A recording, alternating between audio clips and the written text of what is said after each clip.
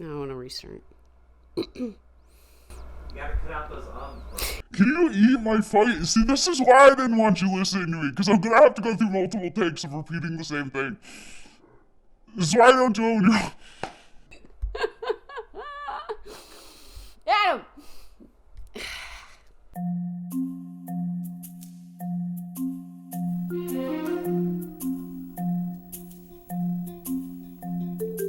Okay, so imagine this.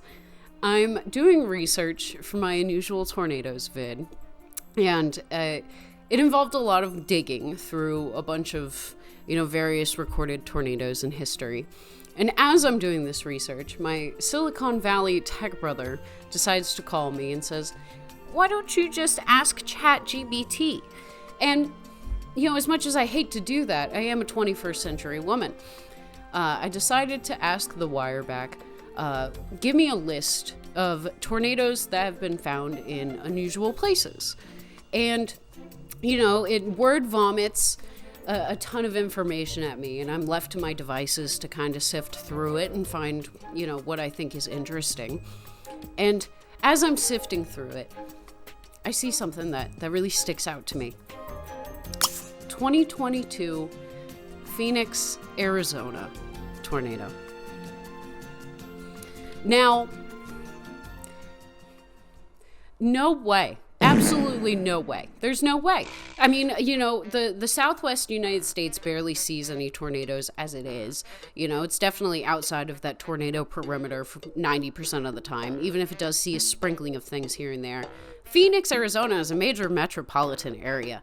There is no way a tornado had hit Phoenix, Arizona, especially in 2022, that I did not hear about. I would have heard about this. If I didn't hear about it, somebody in the EF5 subreddit would have said something, and I would have seen it.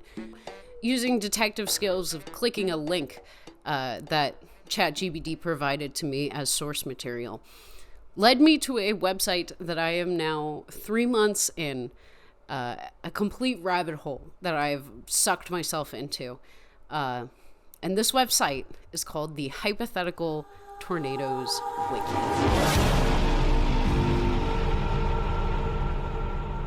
The Hypothetical Tornadoes Wiki has been around since March 2nd of 2012.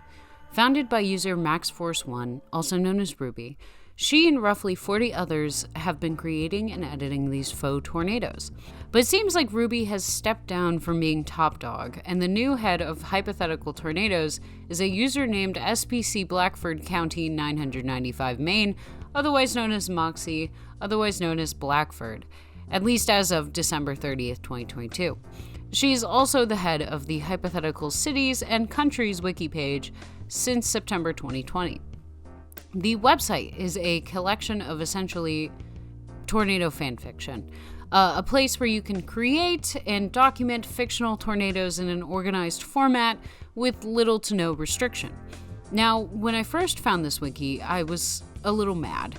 And I say that because in this day and age of misinformation, having a whole website filled with data about tornadoes that never existed can obviously fool some people who just simply don't know better.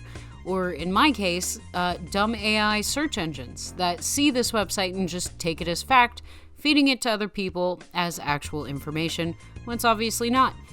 And while the website has disclaimers on the front of pretty much every page regarding how none of this is real, it can also get pretty in-depth with some of these cases.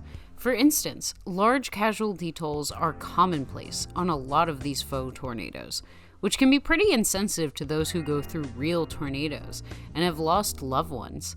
It feels weird applying a death toll to a fictional tornado when real tornadoes take lives frequently.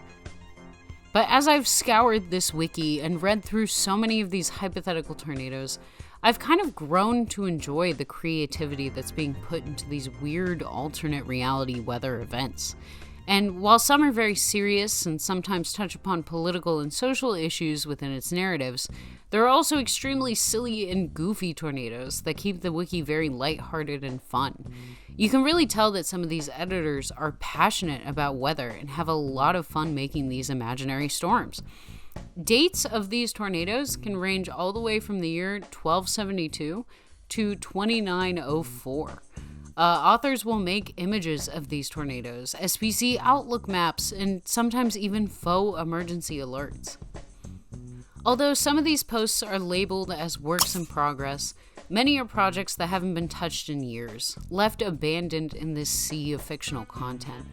I actually spoke to the current head of the wiki, Blackford, and asked a few questions regarding the Hypothetical Tornadoes Wiki. Of course, one of my first questions was, why is nobody talking about this wiki? I can find little to nothing about the wiki outside of its own sphere. And her response? The Hypothetical Tornadoes Wiki isn't nearly as popular as the Hypothetical Hurricanes Wiki. That's right, there is a hurricane one too, and it's even more massive.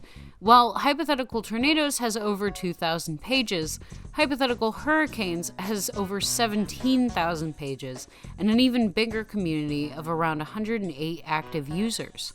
While there are some mentions of real-life hurricanes on this wiki, it will typically redirect you to a real Wikipedia page regarding the storms, so there isn't too much confusion between what's real and what's fiction there, but we're here to talk about hypothetical tornadoes today. So before we get lost in the fog of it all, today I'm going to cover 3 of these hypothetical tornadoes so you too can understand how I have fallen into this trap. Starting with a classic, The Big One, written by Obby's MS 114, otherwise known as Obby, the same author of The Humongous One, another banger. I don't even know where to begin with this one. While many in the wiki regard this article as satire, many also praise it for it being the foundation of what has come to be modern-day Hypothetical Tornadoes Wiki. So I'm just going to lay it out the way it's laid out on the wiki, because holy moly. This twister takes place June 10th, 2047, so not too far off into the future. It has been 27 years since the infamous tornado from hell struck Philadelphia. Since then, more powerful tornadoes have struck the world. A news broadcast chopper was recording moments before being struck by the tornado. The tornado has been spotted with winds of 503 miles per hour. Watch out, Bill, it's headed...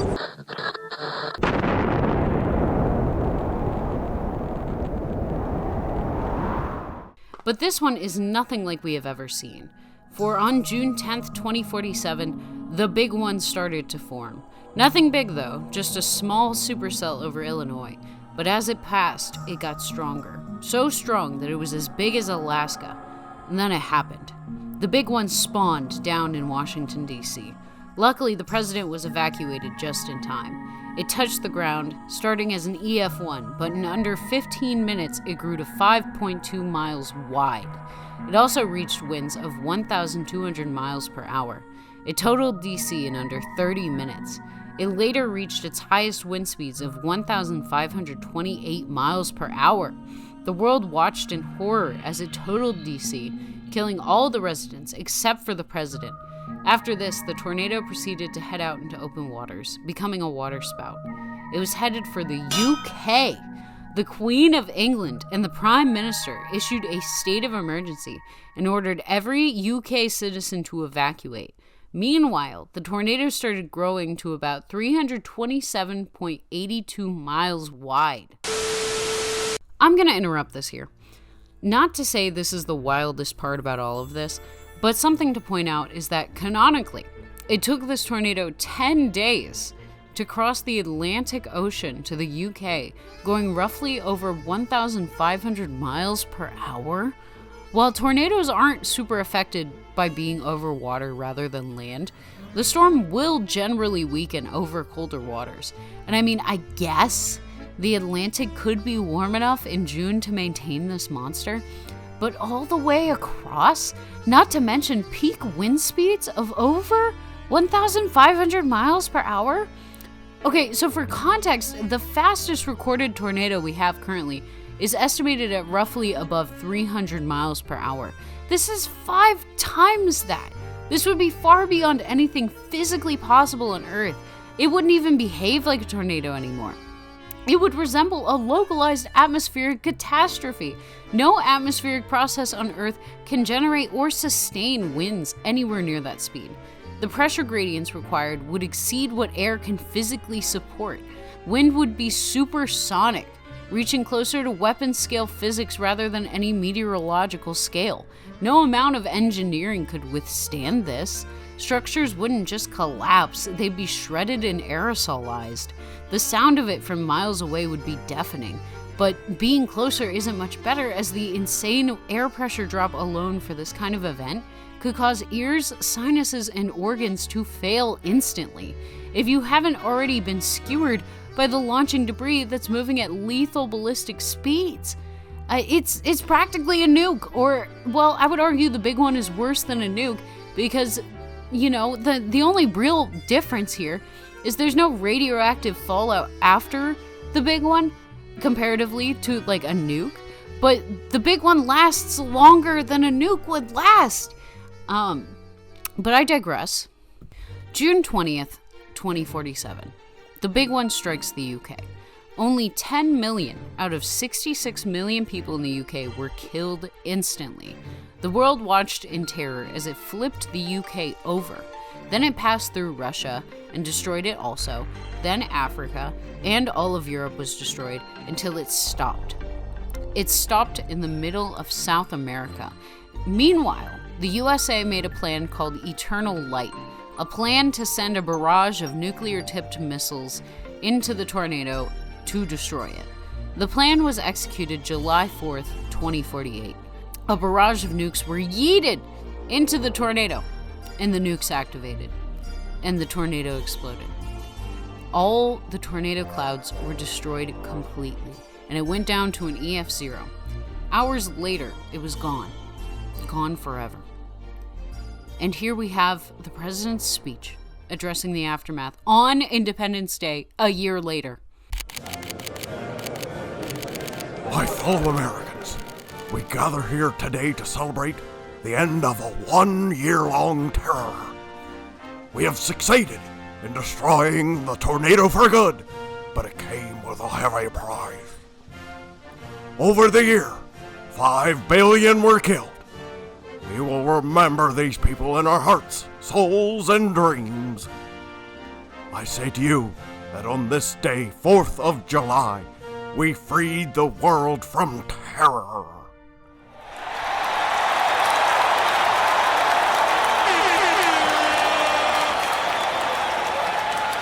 And so the world learned a valuable lesson. Stop global warming, and tornadoes will be gone.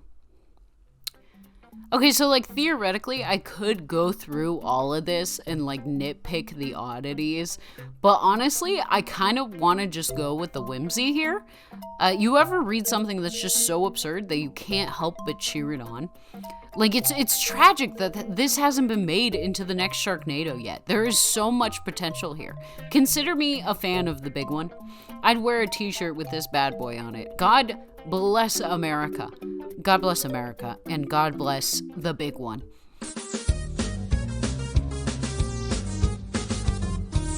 (2019) Bridge Creek Moore, Oklahoma tornado.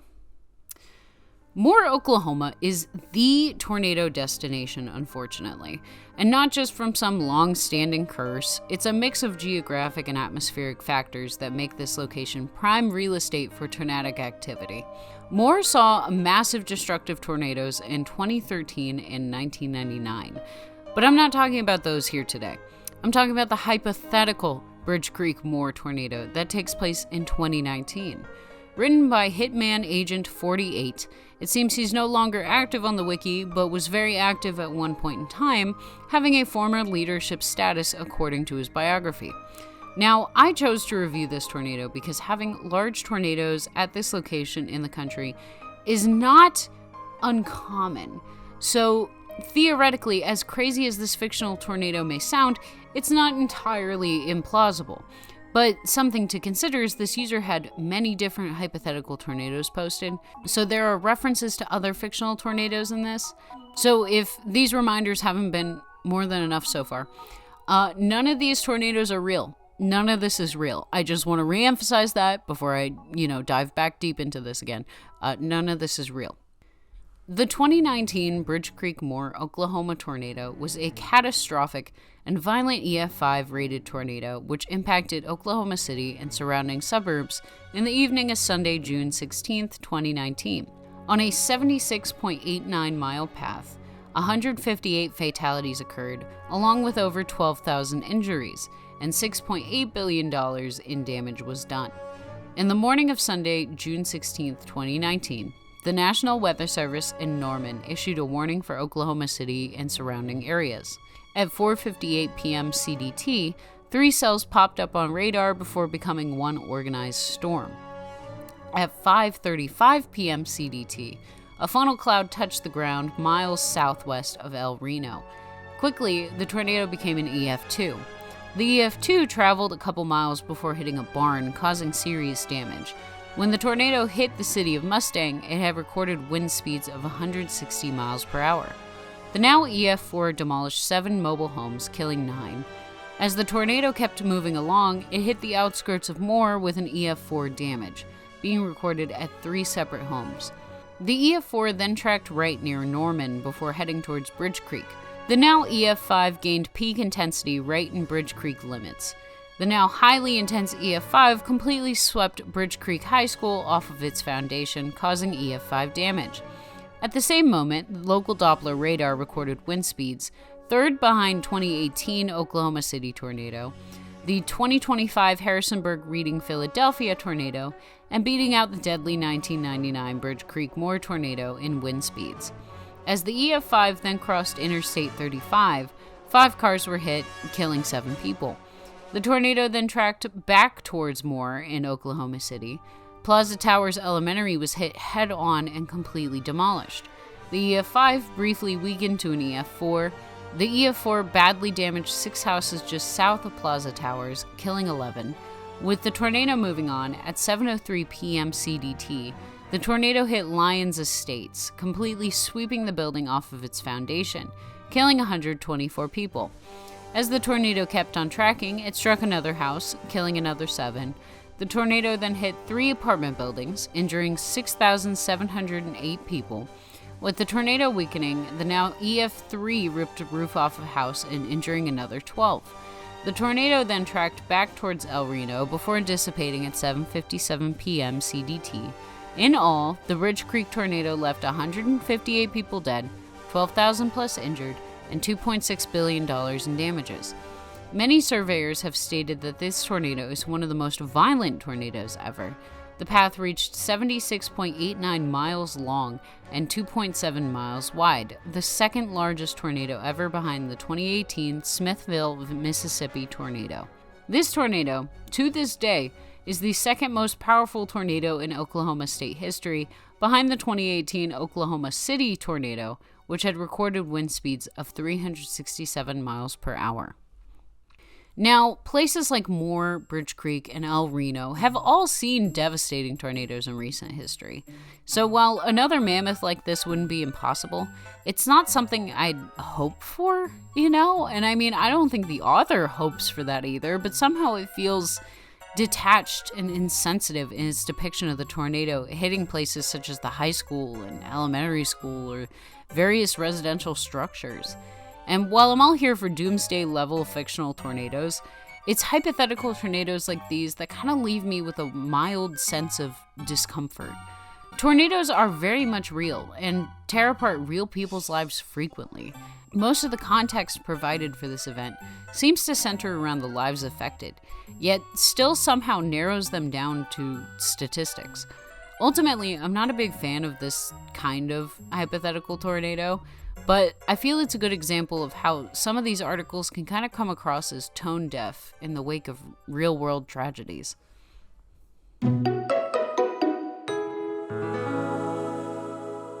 But let's look at another goofy banger of an article.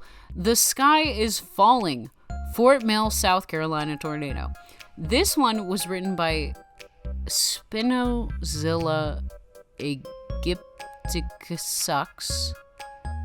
Spinozilla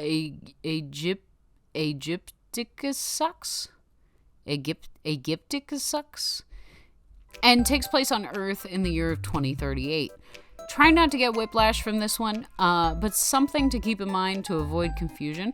is this event actually takes place in Hickory, North Carolina, but it is logged in Fort Mill, South Carolina, because according to the author, Fort Mill was the only nearby city that could register the impact due to not being instantly incinerated. But let's get into this short yet impactful event.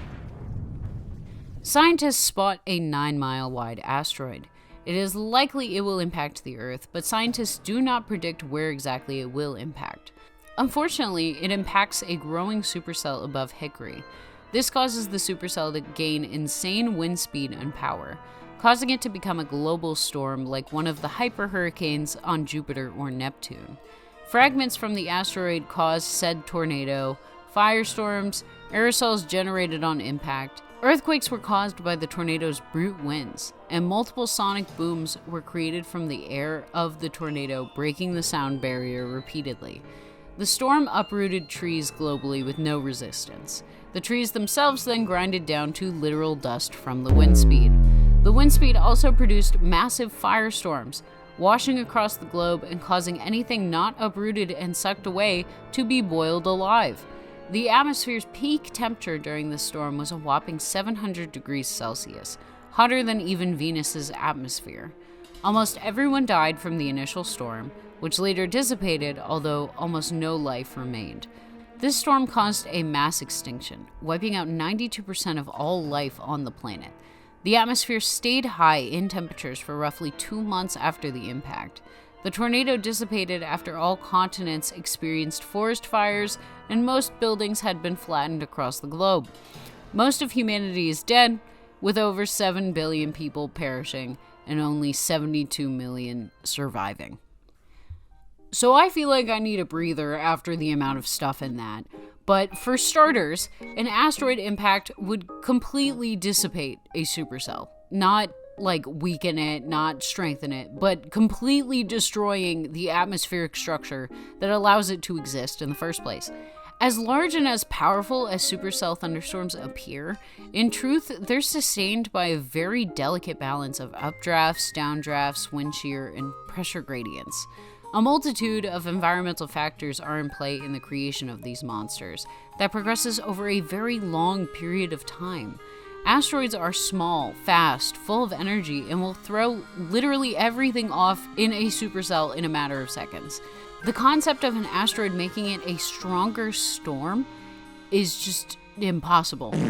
Not only that, but a 9-mile wide asteroid is catastrophic alone, with this being the same class of impact that is strongly believed to have caused the mass extinction that ended the age of the dinosaurs. Scientists in 2038 should be more than capable to predict where an asteroid of that size and caliber would land upon impact well in advance.